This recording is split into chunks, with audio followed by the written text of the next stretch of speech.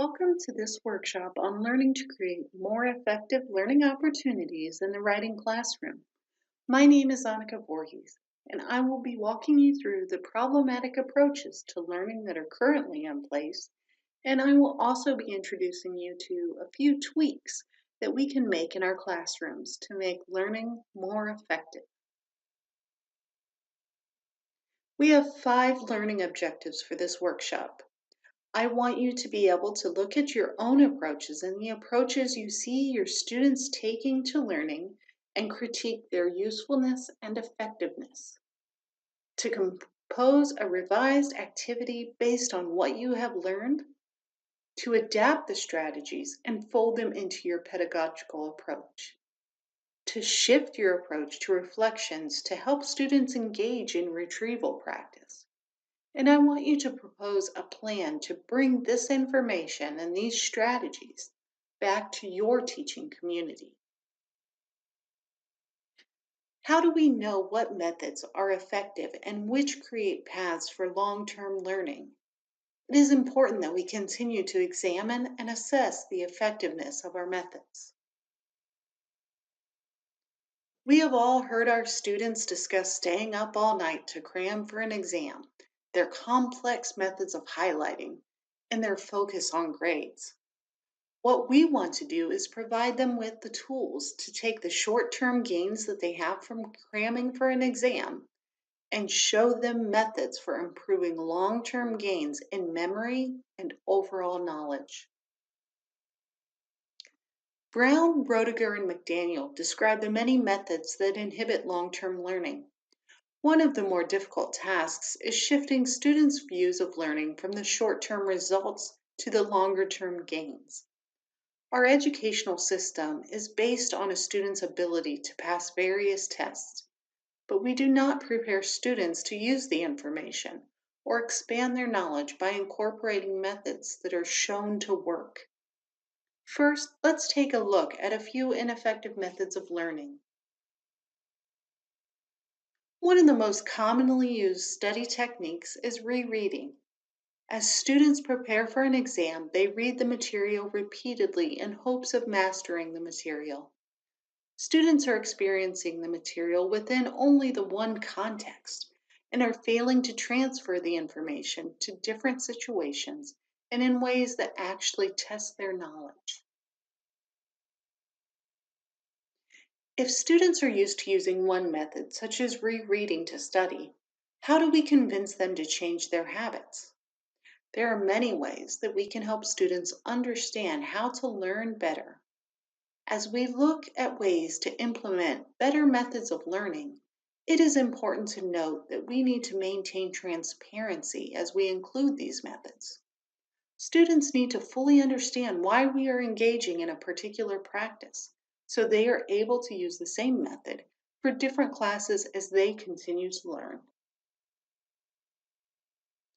Kathleen Yancey, noted composition scholar, describes ways to bring reflection into the writing process. There are many ways to integrate reflection.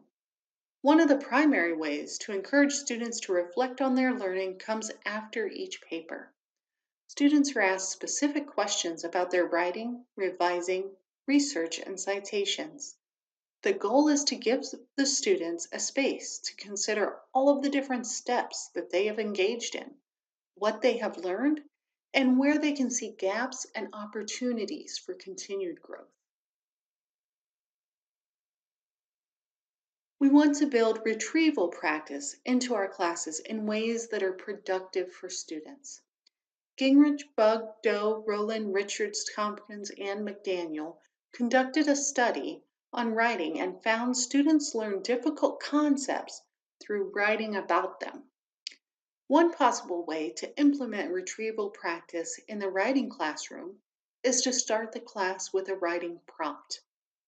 We may want students to connect the concepts to their everyday lives, to recall information from earlier in the module or semester, or we may want them to describe a particularly difficult concept.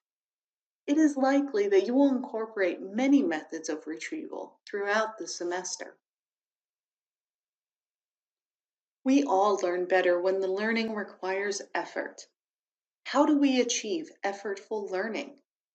One way is to continue to challenge students to consider different audiences, genres, and styles.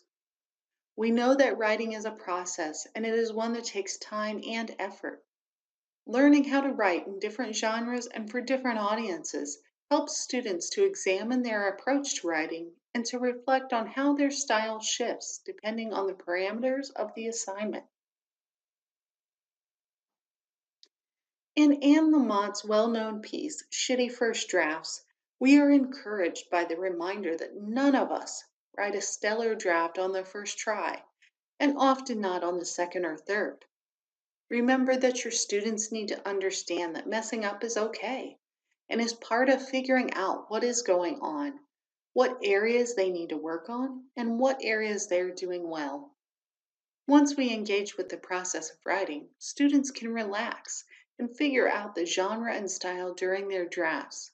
They can learn to revise and edit with guidance and suggestions from peers and detailed feedback from the instructor.